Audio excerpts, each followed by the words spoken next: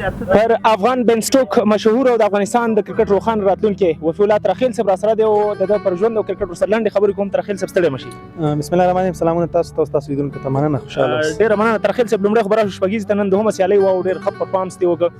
ښایسته لوبه یې ترسره کړله. په دوهم لوبه کې کله چې موږ دوهم اننګز ترسره کوو یو څه تاثیر وي ځکه چې ټارګټ مخې ته پروت وي. تاثیر ډېر وکړه ستا ډاډ او اعتماد ډېر و. که وګورو نو کرکټ عموما دا د کرکټ اصول دي یا به اول بیټینګ کې یا به دویم بیټینګ کې. بیا دویم بیټینګ هغه سخت دی په دې چې ته به رنزونو پسې ځې نو هماغه و چې زه ما بار سکور بوک ته کتل مالې چې یا رنزونه کم نشي یا اورونه موږ باندې زیات نشي بالونه را باندې ډېر نشي هماغه و چې ډاډه لوبه مې وکړه او لوبه مو ګټله. ترخیل صاحب دا پوښتنې زه له اکثره ملي لوبغاړو اتلانو کوم چې کرکټ ته راتګ له کوم لوبغاړي متاثره شوی نړیوال لوبغاړی که خپل داخلي او ملي لوبغاړی؟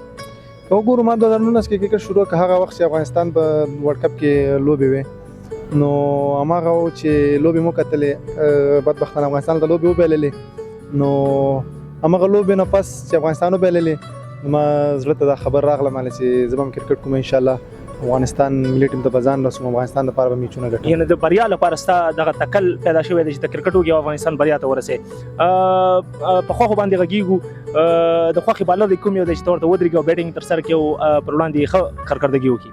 که وګورو هر بالر یا بیټسمین نو د بالر سره به مخ کېږي که هغه هر څوک که هغه د نړیوال ستوری راشد خان هغه که د کلب لیول پلیر نو مخ کېږي به نو چې څومره سړی ښه بالر سره مخامخ کېږي خوشحالېږي مثلا لکه اوس خپله راشد خان سره مخامخ شوم زه به ډېر زیات خوشحاله یم ځکه چې هغه یو سوپر څو ځل راشد صاحب سره مخ شوی؟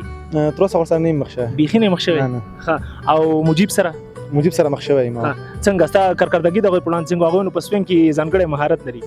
مجیب سره زه په زرغون جام کې چې 2023 کې فکر کوم هلته په اول ځل مخامخ شوم نو څلور بال راته وکړه 3 چارې مې ورکړې بل به یو بال مې مس کړ. ډېر ښه دی. خدای دې وکړي چې راتلونکي لا وځلېږي. وروستۍ پوښتنه درنه کومه دغسې شپږیزې او د کرکټ بورډ دغسې هڅې او د افغانستان د ولس مینه د کرکټ په برخه کې څنګه ارزي او څومره مفید دي ستاسې لپاره؟ بالکل که وګورو دې ټورنمنټ نه مخکې موږ واخان ټورنمنټ وکړو کندوز کې نو هلته د خلکو مینه او هغه کرکټ چې څنګه کېده او څنګه سهولتونه موږ ته کرکټ بورډ برابر کړي نو ډېر زیات خوشحاله یې دی نه او هماغه و چې دې ځای ته راغلو او دې ځای کې خو بیخي سهولتونه ډېر دي ټول ملي لوبغاړي دي نو انشاءالله خپل خواري او محنت به ورته کوو. کور مودان ډېره زیاته مننه. خیر خوشحاله اوسئ.